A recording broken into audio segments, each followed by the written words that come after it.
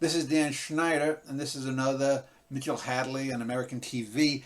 And rather than our usual subjects where we talk about a decade of TV or we talk about different shows or different themes, we're going to go a little darker. Yeah. And by darker, I mean not in terms of lighting, but we're going to talk about two of the more malignant television personalities of the last 50 years. And it came to me a month or so ago to do that because they had probably the two most popular sitcoms, if not television shows, of the 1980s. I'm talking, of course, about Bill Cosby and The Cosby Show, and then Roseanne Barr and Roseanne. But we're going to talk about Bill Cosby first. As you see to my right, there's Mitchell Hadley. For those who don't know you, Mitch, can you give a little summary of who you are and what you do? Yep, I am a classic TV historian. I blog about classic TV at itsabouttv.com, and I've written two books on classic TV, The Electronic Mirror, which is a collection of essays that kind of look at the history of television through a personal lens, and my new book, Darkness in Prime Time, which comes out in August, and it looks at how classic era TV programs prophesized modern society and its decline and descent into what we live in today. These shows did an amazingly accurate assessment of what the future could be like, and that's what I write about in the new book. So, Bill Cosby, before we actually get into his background, his rise, and then much later fall, let's just both lay our cards out on the table. Let me just give you my thoughts on Cosby generally, because I was born in 1965, so my first two encounters with Bill Cosby were late afternoon reruns of I Spy, in which he was, I think he might have been the first regular uh, or first series regular who a black man in television. And then a few years later, Saturday morning cartoons, there was Fat Albert and the Cosby Kids, in which a fictional version, a cartoon version of his childhood was transported from the real 40s when he grew up to the 70s. And it resonated deeply with me. It's the only thing Cosby ever did that resonated with me because it's the only time I ever saw places like where I grew up, bombed out, burned out buildings of the 1970s, the Jimmy Carter kind of thing. But that's the only thing that ever resonated with me with Cosby. And then a few years later, a decade later, when his show, the Cosby Show, that was a hit. I think he had three or four iterations of it before that. I remember him being on Phil Donahue's talk show and being just such a smug ass. I remember him ripping into the show All in the Family and Norman Lear because Archie Bunker never apologized for being a bigot. The irony of never apologizing and Bill Cosby being quite evident now. But that's that. I was never a fan of the man. I never found him funny. I found his Jello commercials, his cute, overly cutesy stuff with kids, creepy even before we knew about his personal life. So that's basically Cosby. Fat Albert resonated. All the rest never really did with me. What was your take growing up, knowing Cosby as really the first black television star? Remarkably similar to yours, actually. I the first thing I really remember him from was the Bill Cosby sitcom that he did right after I Spy, when he was, I think, playing a teacher, and I remember that parallel to I Spy. I Spy wasn't a series I made a point of watching, but I was familiar with it. I saw episodes of it and caught it in reruns. And, I had a generally positive, neutral to positive opinion of the show. I mean, Robert Culp was the star as far as I was concerned, but I respected Cosby's um, role in it. But and then there was Fat Albert, which came at the tail end of my cartoon watching uh, phase in life. But as was the case with you, I wasn't terribly enamored of Cosby, the stand-up comic. I didn't find a lot of his things, and still don't find them all that funny. I always appreciated on Saturday Night Live when Eddie Murphy would be talking about concepts that aren't funny. And that's kind of how I viewed them as well. I didn't have a particular dislike of him. It was Yeah. just that I wasn't a fan of his. I admired and conceded that he had an ability to be, I don't know if you would call it a crossover star. I mean, he appealed to blacks and white audiences alike, and notwithstanding any political ramifications that might have with groups who thought he was too white or what have you, I did not have any malignant thoughts towards him. I just wasn't a fan. So, because of YouTube, we're not going to get into any deep, in-depth discussions about the sexual assault allegations against him. But let's talk about what we know about the man publicly from written records. I don't know. Do you want to just talk a little bit about his youth, or did he come from a family that was in vaudeville, or did he have showbiz in his blood? Well, he had he grew up in what we would consider kind of a poverty background. I think his father was in the Navy, his mom was a maid. He dropped out of high school, joined the Navy himself, went to Temple University after that, and from there kind of got into to stand up. And he had an interesting niche in stand up at the time. And again, you've got to consider time and place as being critical to Cosby's early success. He was countercultural in the sense that the comedy culture at that time was very much cutting edge, Lenny Bruce type of thing. Think about the Hungry Eye in San Francisco.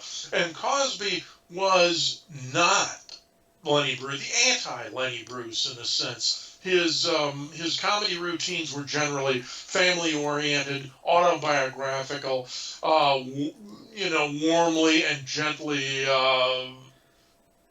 self poking fun at himself or at his background.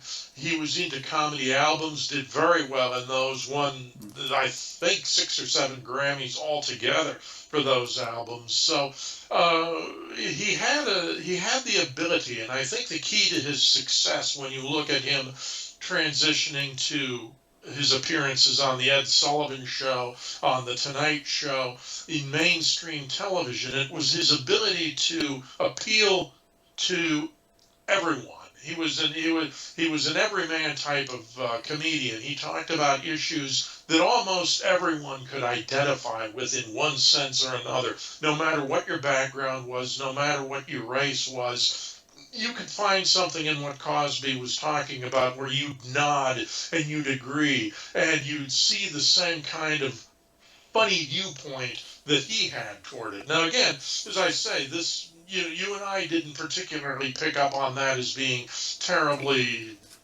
relevant to us in that sense, but it was something that had a widespread appeal, and that accounts for his ability to stand out really among comedians, and particularly black comedians of the time, as being, if not safe, at least somebody that you could book that would be relatively non-controversial and that would generate a positive, warm response among viewers. Yeah, I can see what you're saying. I know, even though as a kid, and even though he came a few years later, I much preferred Richard Pryor. Richard Pryor seemed much Mhm. cooler. Forget about doing the drugs and the alcohol and whatever other things, getting arrested for marijuana or whatever possession. Pryor, at least as a comedian, at least if we consider comedy as an art, seemed to be the boundary pusher. Yet when you turn on Johnny Carson or Dick Cavett or whoever, and you'd see Bill Cosby on such a show, he was always sort of the go-to. He was, I'll give you the example.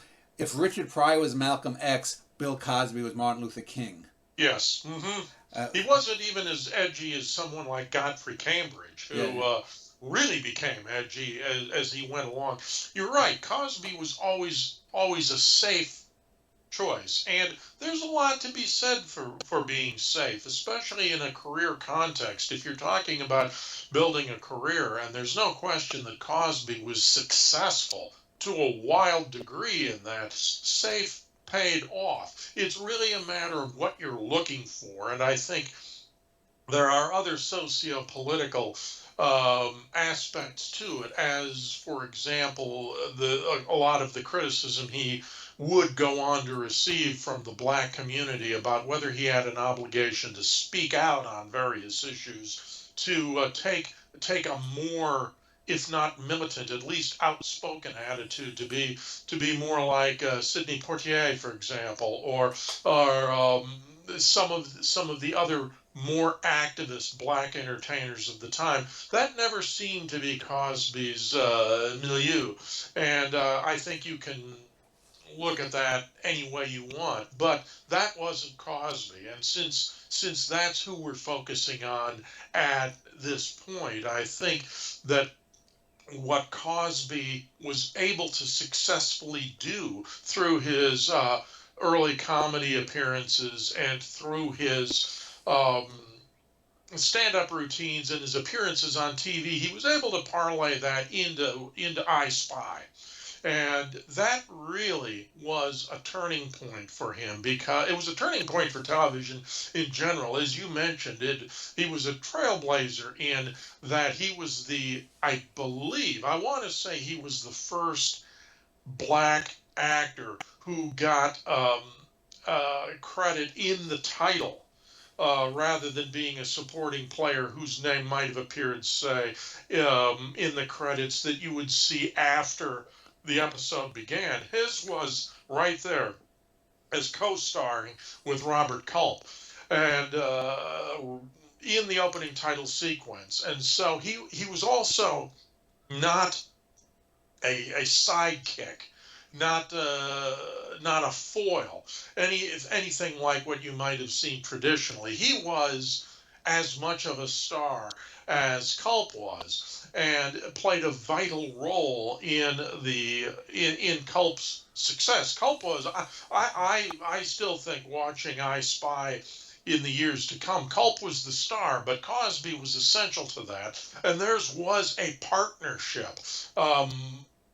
Much more, I would say, if you were to look in a completely different genre, if you were to look at a show like The Man from U.N.C.L.E., where you had Napoleon Solo, who was supposed to be the man, but Ilya Kuryakin quickly became a co-equal, and they became a team more than a lead and supporting role, and that's what happened with Culp and Cosby and I Spy, and that was a very significant thing to see at the time. Cosby did it well. I never thought he was a great dramatic actor. I always thought that he lacked a certain amount of gravitas, and that may be a personal opinion, or it may be an opinion that other people shared, but I think that he was capable, and that's not a knock. A lot of people aren't even capable dramatic actors, but I think he was always destined to be a comedian who had a serious side, rather than some other comedians that we could mention who went on to become extremely accomplished straight actors. That was successful, 20, 25 million viewers, won 3 Emmys in the role. So there's no doubt that he deserves every bit of credit for establishing a historic character on television.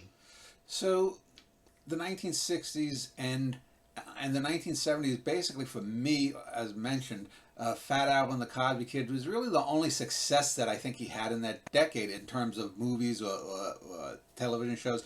He had 3 or 4 sitcoms that came and went. Hmm. In essence, he was almost like the Black McLean Stevenson. Um, Yeah. uh, Well, he was a little more successful than that, but yeah, I know what you mean. He didn't have a signature. yeah. Um, he did have some success with the Bill Cosby Show. He was a a Phi Ed teacher in high school, and that ran for only 2 seasons. But it did establish himself as being able to handle the spotlight of being the solo star. I read something that said that he was the first black actor to lead a comedy series. Well, I don't think that's true, strictly speaking. I think you go all the way back to a sitcom from the 1950s called Beulah, where you had a black actor, several different black actresses who would go through the role on radio and television. But that was really the first. That was the first show to feature a black lead in a sitcom. But the Cosby Show, the Bill Cosby Show, to distinguish it from the others, certainly he was perhaps the most prominent black actor to ever star, and one of the few black actors to star in a sitcom. And it had all of the Cosby trademarks. He didn't use a laugh track, so he was centering in on trying to impart certain values, I think, within the show, and that's what gave it its credibility and why it doesn't completely go in the McLean Stevenson direction. Although I think you make a valid point for going, cycling through different kinds of shows, but it did not in any way damage his career, and it certainly encouraged him to get more opportunities on television. I think Fat Albert was more successful for that. I think people would tend to remember that, just as you and I do, much more than the early Cosby Show, and that's probably what's bringing him into the Cosby Show era. And as we get into that, that becomes a milestone show, I think, in more than one way. Well, we'll get to that in a little bit. I wanted to Yeah. stick in the 1970s before we move on. Hmm. The thing with Fat Albert, as much as I did like it, I think you got this tendency of Cosby to become a preacher. And I remember Hmm. during when the Cosby Show, the big hit in the 80s was on, I remember him always having his name, Dr. William H. Cosby, because I don't know if he earned a PhD or he got an honorary one like Oprah or some other celebrities have gotten. And he would go on these TV shows, and I think sometimes he even hosted the Tonight Show when Johnny was gone. Hmm. And he sort of became I don't know. It's hard to be funny when all you're doing is sort of spouting your moralistic beliefs on people, and it seems to me that he had better success if limited within the movies of the 1970s. Had a number of minor hits. I remember Uptown Saturday Night. I saw it in a double Hmm. bill with the Diana Ross movie Mahogany. Um, but it seemed that whole decade he was more known for the stand up comedy around the country, and then becoming a spokesman for lots of things. Most famously, Pudding Pops. Yeah. Yeah, and I think that you and I both have similar reactions again to his style in that era. You could either look at him as an inspirational figure, using his title and his platform to demonstrate that young black kids have something to which they can aspire, that I succeeded, you can too. You can look at it that way, or you can look at it from the standpoint of him coming off as somewhat smug and sanctimonious and arrogant, perhaps, but certainly, I think particularly in the years to come, we have had a tendency to look at serious Hollywood figures or serious entertainment figures as people who have some kind of a latent feeling that their work is not that worthy, and that they try to attach more importance to it than perhaps it merits. Now, I'm not necessarily labeling Cosby with that tag, because I think that if he did feel that he needed to be more than just a comedian, that he did try to infuse his work with some of those traits. But given the propensity that Hollywood types have always had for trying to be seen as being more important or more essential than they actually are, you certainly could watch Cosby and have him rub you that way.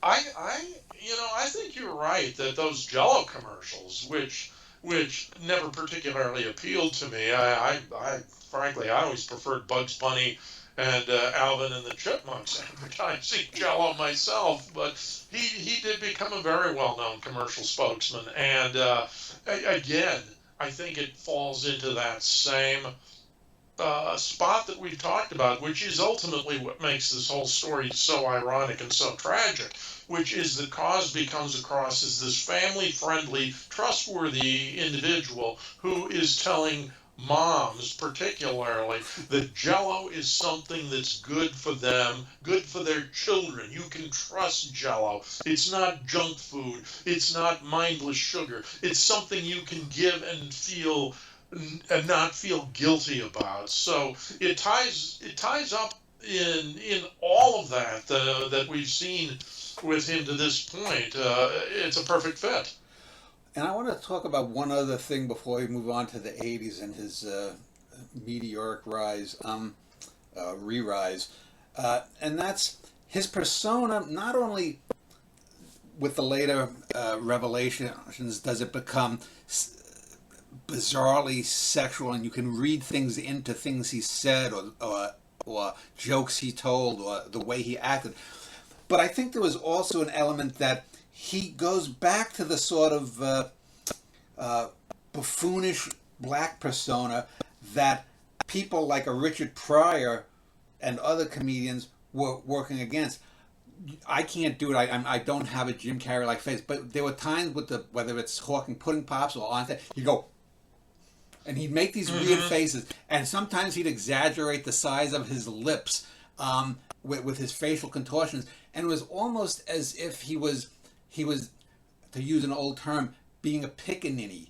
Yeah. And step and fetch it. Yeah, and I always, going back to Amos and Andy, if we want to talk about 1950s shows, I always found it bizarre because when he would talk, he would always put on these intellectual airs, but then he'd do sort of like this, dancing, the jig, not in jigaboo, but jig that dance, and there's this, I guess, cognitive dissonances.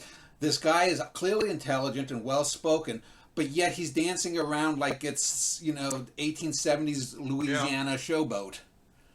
Yeah, well, I think that was one of maybe not this example specifically, but I mentioned some of the black comedians with a harder edge. Somebody like Dick Gregory, for example, and I know Gregory had criticized Cosby in the past for not providing any kind of really what you could call racial commentary in his performances, whether it would be in I Spy or in anything else. And I think, nowadays,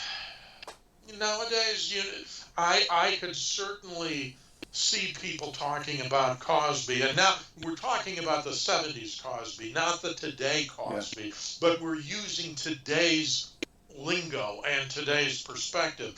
Could you call Cosby an Oreo?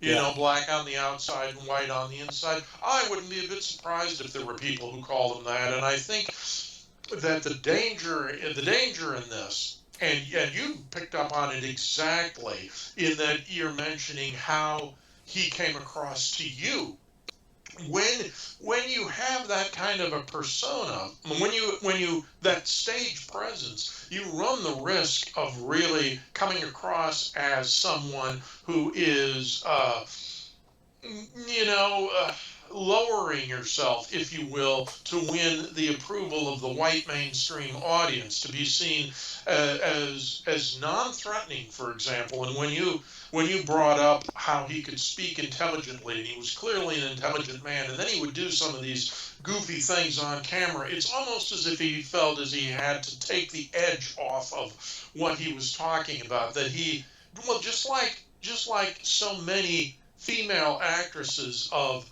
the era, that they couldn't, or women in general in that era, felt that they couldn't be seen as too intelligent.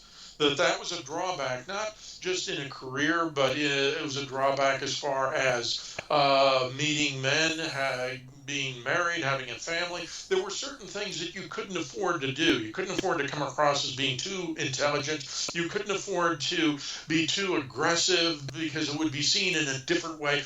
Confidence in a man is arrogance in a woman.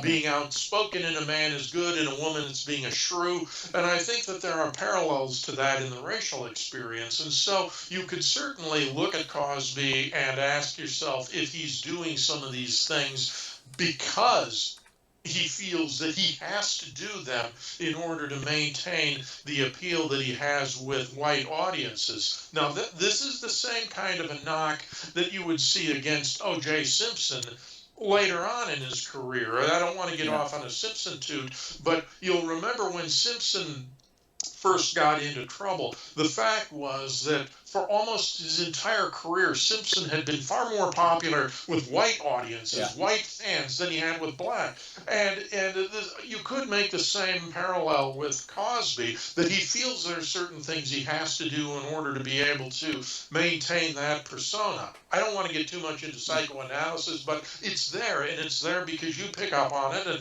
other people would pick up on it, and that's the risk you run. Yeah, the term today now is being transgressive, and this can be used with women, with LGBT, with blacks. He was never transgressive. OJ Correct. was never transgressive. Before OJ and all of his stuff, OJ was best known for the Hertz Rent-A-Car and Mm-hmm. the police squad movie where Yeah. he's being pushed down the steps or something.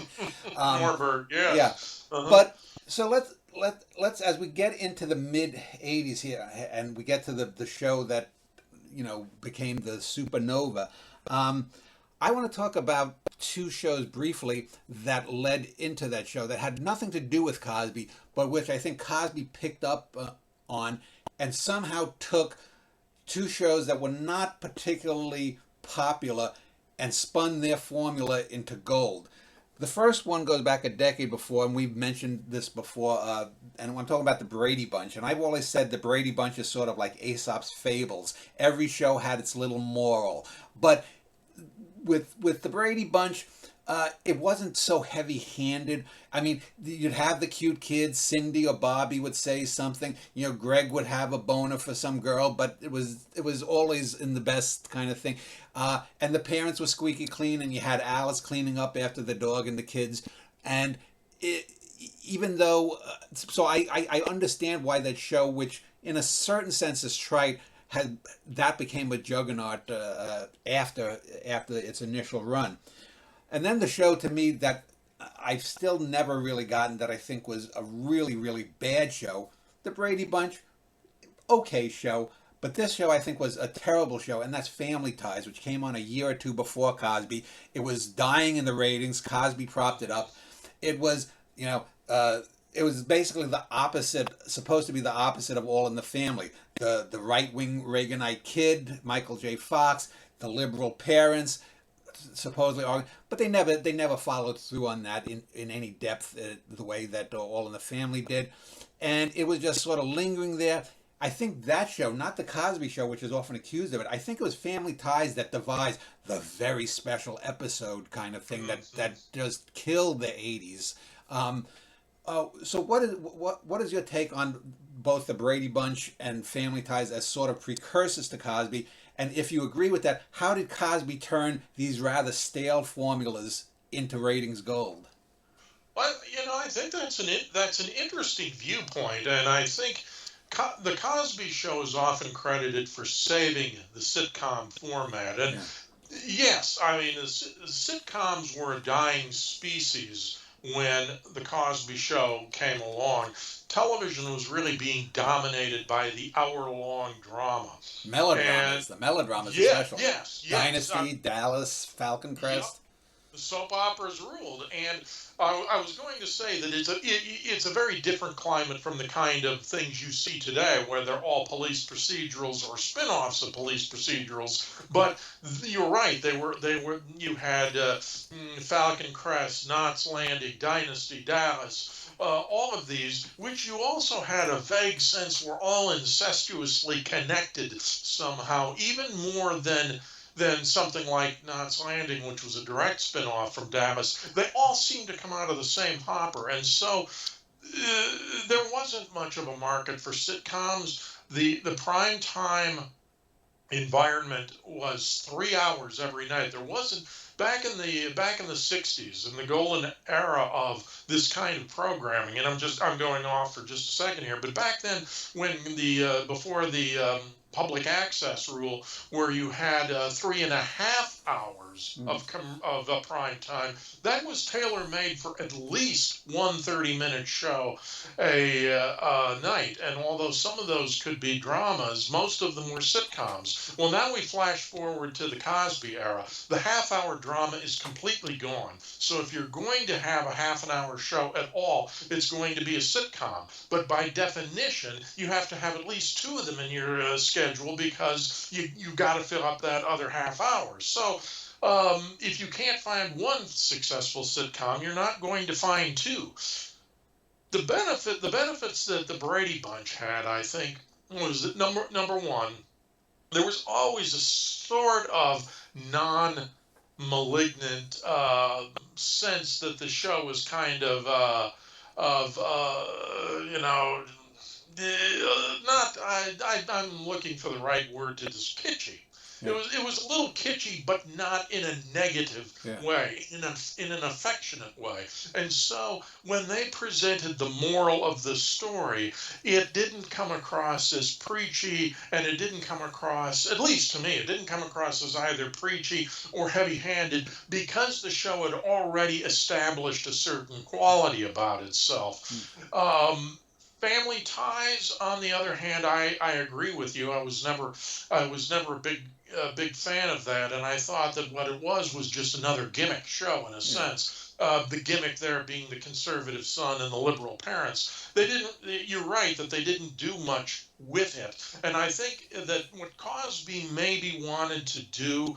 And you have to give credit Cosby, because Cosby always had a tremendous amount of control over his programs, no matter which ones they were. Perhaps with the exception of I Spy, he was always pretty much in charge of what was going on. And what Cosby wanted was a show that had the warmth of the Brady Bunch, but at the same time, it had the ability to pass along a serious message in the same way that a show like Family Ties did. But he didn't want to set up either the conflict of Family Ties or the kitschiness of the Brady Bunch. And so what he wound up with was a character who was a successful professional. In that sense, he's really pulling from something like Father Knows Best more than anything else. A successful professional, a successful black professional. Let's stress that, because in a certain way, The Cosby Show becomes one of the most politically relevant shows he's done, in that what he is suggesting is a path to success for black men, blacks in general, but the idea that a black male can become a doctor, can become a successful professional, to the point where it is in that respect a colorblind show. He is a successful person, period. And so that in itself becomes a political statement, even if it's not trying to make a statement. And if you're going to do a just say no type of theme like Nancy Reagan's campaign, if you're going to do anything like that, the Cosby Show is a pretty good avenue to be able to take that. So you've got, but what I'm getting at is that to soften Cosby's edge, he may be a successful black professional, but he also wears these funky sweaters, and he's a dad kind of character, and so he's softening the edge at the same time, and he's making the show accessible in a number of ways that model the old shows without some of their drawbacks. Yeah, and it's interesting you mentioned the Nancy Reagan, because as you were talking, I was thinking, the 80s have always been compared with the 50s, the throwback to the mythical 50s that never really existed, with the Father Knows Best and the Beaver Cleaver, etc. But that show, he could be a successful man. Black could be successful, but only if they towed the line the Reagan way. They couldn't be that way if they were outspoken. For example, this was not Chico and the Man. This was not Sanford and Son. This was not All in the Family comedy, where his character became notorious first in the Archie Bunker and the Red Fox characters ways, but he became, because he was inoffensive. Yeah, he was bland. The whole show was nothing but blandness. And let me just I just want to make this point, because it came to me as you were speaking to that. I think one of the things that the show why I think ratings wise it was successful, but artistically it wasn't. Famously, he had fallings out with Lisa Bonet, and I think Bonet and the kid who played the oldest son were on their way at some point to becoming breakout stars. And I think we've talked about this. I think it was you and I talking about it, but it might have been on another show. I go back to the second Lucille Ball show, where she has a daughter played by Candy Moore. And Candy Moore, overnight, after the first season, became a teenage Tiger Beat darling. She was this beautiful blonde girl, the perfect rah-rah cheerleader girl of the early 1960s, and she was getting like 10 times the fan mail that Lucy was getting. Well, Lucy wouldn't drink this. Candy Moore, after the second season, was off the show, and the only thing she ever did after that was be the model for the Cars Candy O album, where she's laying on top of a car. But I think one of the things that killed the show artistically is Cosby always had to be the center. Even if you had the little cute girl, the tiny one, and then the second tiny one that came later, Cosby always had to. I mean, this is very Trumpian, just to get political, but me. Lisa Bonet, she wants to break out and do the Angel Heart film. The son Theo, I forget the name of the actor. Theo is becoming too popular. I don't know. I just always had that sense that the show was just a big ego trip for Cosby. You could certainly make that point. You notice that all of Cosby's shows have his name in the title. Yeah. And but to be fair, so does Bob Newhart. Sure. Well, yes, but I think that's a good point. But of course, all of Bob Newhart's shows are built around the Newhart persona. And they were all ensemble shows. Yes. And that's the point, is that the Cosby Show isn't called Family Ties. It's called The Cosby Show. Yeah. And later on, we would take a look at some of these clashes that Cosby had with various members of his cast, and we might be prone to look at them in a different light, to see Cosby as a more malignant, controlling influence, as somebody who didn't want the kind of competition. Now, I happen to like Angel Heart. I think it's a very interesting movie. It's not perfect, but there's some fascinating aspects to it, and certainly for Lisa Bonet, that was quite a change in her style. There was quite a career leap for her to take, and I wonder about that. You know, you could look at Cosby's disapproval of that in a benign way. You could say, look, you could look at him the same way you look at what Walt Disney did with Annette Funicello's career and say, this just isn't the right role for you at this point in your career. Or you could look at it in what I think might have been a more accurate way, which is to say, this is not a good look for somebody who's in my show. And But I there's also, think but that, also people have claimed that it's also a very Hitchcock thing that yes. Cosby had. Uh, I'm not saying that he ever made a move on Lisa Bonet, but Hitchcock was infamous in a handful of his films for fixating on the cold, icy blonde, and Hmm. and has been accused, he long after his death, to be fair, of inappropriate behavior, let's say. Tippi Uh, Hedren, yeah. yeah. So, I we've heard things over the last decade or so about that possibly, but I don't think Lisa Bonet has ever come out with any No, accusations like not that. not that I am aware of. Yeah.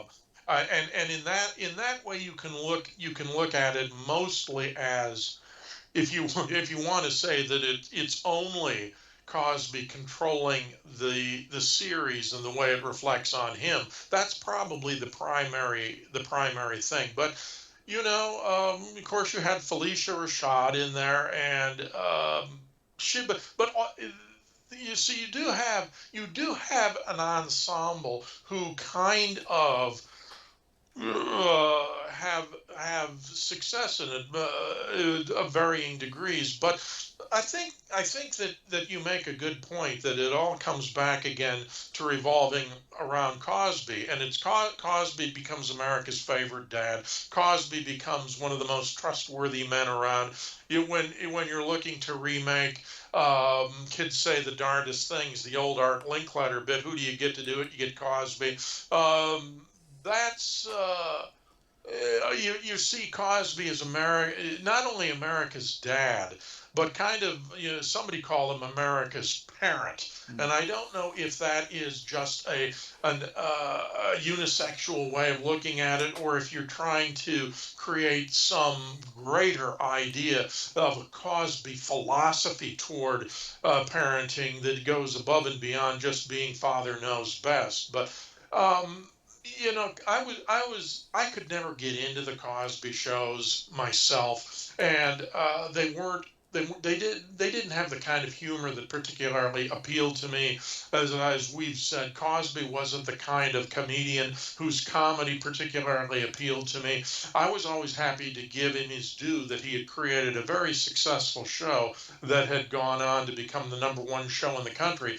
But in in the era of TV that we see today, being #1 isn't all that it's cracked up to be. We know that. What it means to be the #1 show on television is often comes down to being able to appeal to the most common denominator, the broadest possible audience, rather than anything that's cutting trend or challenging or different. And Cosby's certainly not Twin Peaks, for instance. So I think that there is a blandness about Cosby that never appealed to me in those kinds of shows either. I don't think it's a coincidence either that just a year or two after Cosby rocketed to #1 and I think became the first black billionaire in showbiz history, Oprah Winfrey joined him. And Mm-hmm. Oprah Winfrey, to me, is another one of these black celebrities that tries to be transgressive. Oh, Oprah, we're going to deal with,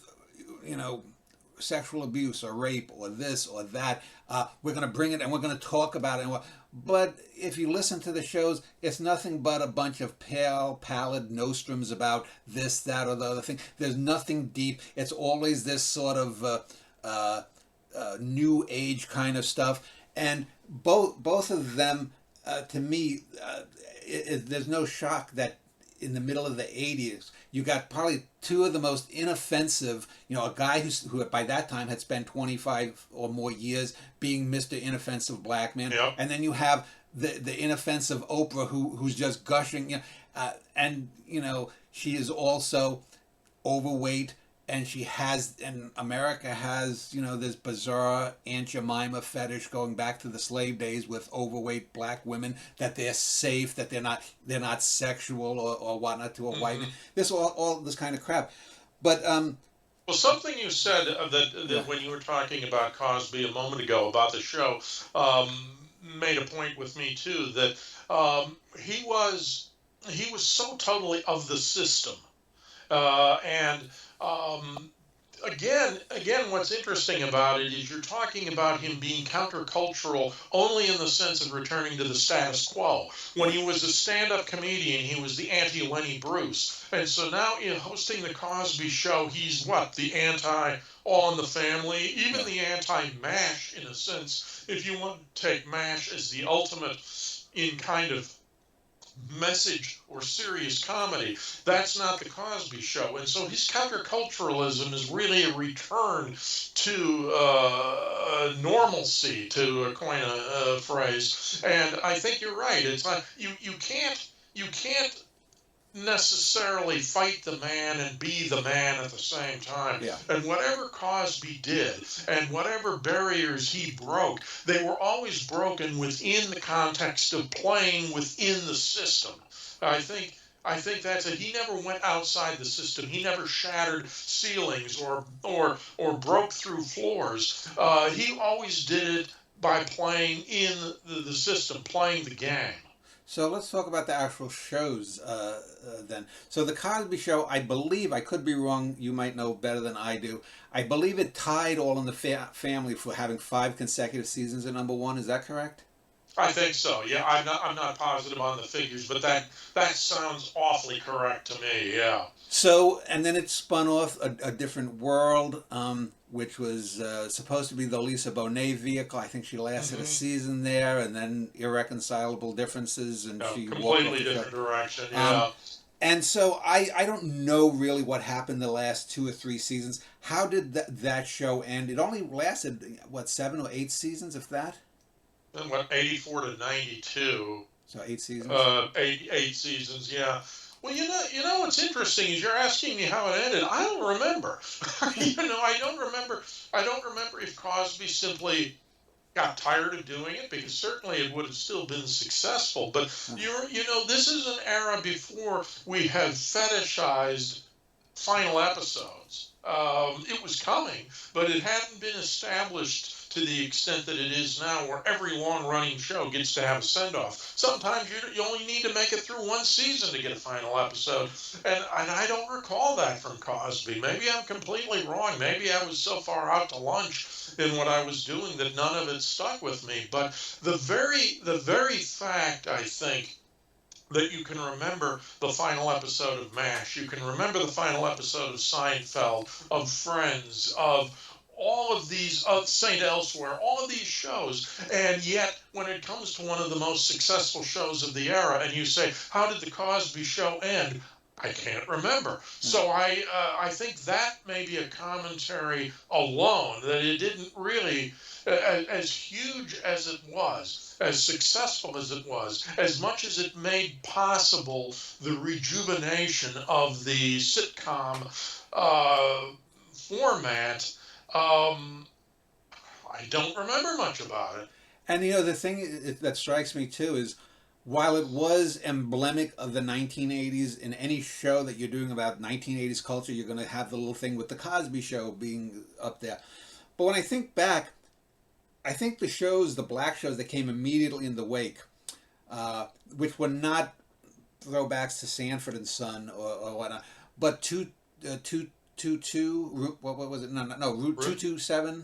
What there was a show. No, yeah, 227 maybe. Yeah, It was 227. yeah. And then there was the Urkel kid, who was the breakout star. He was the Fonzie of that show, although he was a nerd. Those shows, I think, have more cultural relevance for the black community looking back, because they remember Urkel. I work with The Fresh Prince is another Fresh example Prince. of Yeah, that, yeah, yeah. Yeah, even the Jeffersons had a certain cachet to it, as far as tackling issues that Cosby really didn't.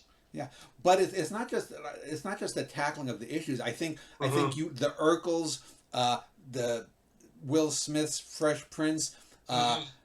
there was this whole Steve Harvey arose. These people Yep. who came after Cosby, and from what I've heard, Steve Harvey has had some issues with employees and whatnot too. But Yeah. but these people seem to not be connected somehow. It's almost like a disconnect. And I think this happened before a decade ago when the charges first came out into the general public against Cosby. It seemed that it was like a neutron bomb, that show, in that it wiped everything out but left everything standing. It didn't really fundamentally change anything. The Cosby Show, I mean. Hmm. It didn't. All in the Family fundamentally changed things. For the good or the ill, the Brady Bunch had that Yep. big cultural. But the Cosby Show, especially in the black community, didn't. It seems. No. Maybe I'm wrong. I don't think so. So if somebody out there watching is saying, these two guys don't know what they're talking about, at least we're on the same page and talking about it. But No. I that's always been my perception, that what Cosby did was not cultural as much as it was within the industry. And by that, what I mean is that he didn't change the perception of much. It was a show that would tackle some serious issues, but also always with that warm spot of it. But what it did was really invigorate the sitcom genre, revitalize it. And so from that standpoint, it had more of an effect on the industry itself and the way networks programmed shows than it did the types of shows, or that within the black culture, or within the civil rights or black issues. I think that its effect is much more in saying, hey, here's a new genre that's really an old genre. Sitcoms are back. So we have to just biographically talk a little bit about the charges, and we'll do it in Hmm. broad, vague terms. A decade or so ago, I mean, now we're used to Epstein and Trump and all these people. We're used to P. Diddy and Harvey Leonardo Weinstein, yeah. DiCaprio, whoever's on his list. But it seems that for all of his moralizing, Cosby was as bad. Although he seems to have been a lone wolf predator rather than he was more. Who's the Jewish guy who was running Weinstein? Yeah, Um, Harvey Weinstein, yeah. yeah, Harvey Weinstein. He seems more along the Weinstein rather than the P. Diddy or Epstein kind of Mm. thing. And most of the women that he victimized, 40, 50, 60, seem to have been black women. Yeah. And this brings an interesting schism because, it's sort of like when people nowadays will talk about, well, why do people talk about Israel and Gaza or whatnot, but they don't talk about how in Iran the women are oppressed. Well, as if I mean, there are nuances there, and in this case here, you've got a predator, a black fellow predating predominantly upon black women. My view is probably that for whatever reasons, he had enough clout in the 70s or whatnot that some of these women, and these charges do go back to the late 60s, They do, yeah. that it would have been suicide going up against that. And he had the Jello, whoever Kraft Corp company or whatnot. There was so much built in that in a weird way it shows you that money is more important than color, much in the same way as Clarence Thomas said, it's a high-tech lynching, even though when Hmm. he was, or O.J. Simpson talking, about how yes, the LAPD are racist, and it wouldn't shock me if they would try to set someone up, but I don't think they did in that particular case. But these OJ and Cosby, they used the systemic racism to twist it back to get away with their own crimes. Yeah, I think that my opinion is that there was a reluctance. There may have been a reluctance even within the black community to do anything about these charges because, as you pointed out, they go back, and there had been rumors about Cosby apparently for quite some time that the general public wasn't aware of, and I think there was this sense that as as the most successful black entertainer on television, as someone who is highly respected, I think that there was this sense of protection that came to him as much as entitlement. This idea within the wider community that you can't take down an icon like Cosby because it is not good for us. You know, we can't afford to take down one of our heroes, one of our success stories. And you see that in any kind of a closed group or a tightly knit group, that there's a reluctance because of the ramifications that come from it. So I think that there was a reluctance on the part of a lot of people to want to do this.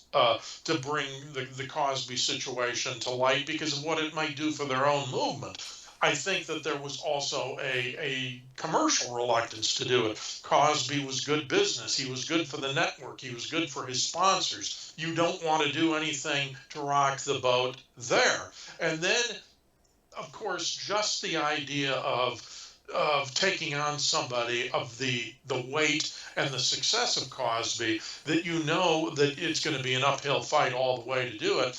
And so I think that there were a whole bunch of factors at work in keeping this story from coming to light or becoming as big as it was for as long as it did. Now, eventually, it almost always is the case that that kind of pressure builds up to the point that when the dam does spring a leak, it doesn't just drip out, it bursts. And that's what wound up with Cosby, that between, from say 2014, that was where everything started to come out and all of these allegations started to become public. And what in many respects, and this I look back at somebody like Arthur Godfrey, and I think the Godfrey comparison may be more appropriate for other rise and fall type of things, because what Godfrey did was relatively benign compared to what Cosby is accused of, but it was the total shock of somebody who thought of and respected by the public in Godfrey's case and um, in Cosby's case, that it came as such a total surprise and shock to most people that when it did happen, Cosby almost instantly became a non-person. You saw his shows taken out of syndication. Yeah. You saw the Cosby Show pulled. Even something like I Spy, where he was only the co-star, became much harder to find. You couldn't. The DVDs disappear; they go out of print. He almost becomes like one of those classic examples we have of the Soviet Union, where as soon as somebody gets purged, they are removed from all the photographs. They're taken out of all the documents. Cosby becomes an unperson, and it's remarkable. It's tragic. It has nothing to do with the crimes he's accused of or the women involved in them. I'm just saying that it's a remarkable thing from a historical and industry perspective to see someone go from becoming so famous to becoming a non-entity. So you use the word tragic there. So I want to just jump off there and just end this talking about his legacy. I want to go to the actual original meaning of the word tragedy, which isn't just that a disaster happens, an earthquake. Here in Texas, as we're recording a few days ago, we've had rain out the ass, and 100+ people died because Donald Trump and the Republicans cut the weather service, and people weren't able to be notified. It's now apparent that probably 80% of the people who died, over 100, could probably have been saved with proper notice. But capital T tragedy in the Shakespearean sense isn't just, all these people died in a campsite. That's a disaster. That's a catastrophe. But tragedy is the fall of someone great, something that could have been great, falling to the wayside. Richard Nixon and Watergate is a tragedy because, unlike, say, Trump, Nixon was a hell of a smart guy, and he had some good instincts in terms of domestic policy and whatnot, but his dark side got a hold of him. Hmm. It seems to me that this is the kind of thing with Cosby, is that it's a tragedy, because this was the guy that when Martin Luther King was talking about having, even though I personally was not a fan, there's no doubt that he was intelligent, that he had the access to power, that he had so much ability to do.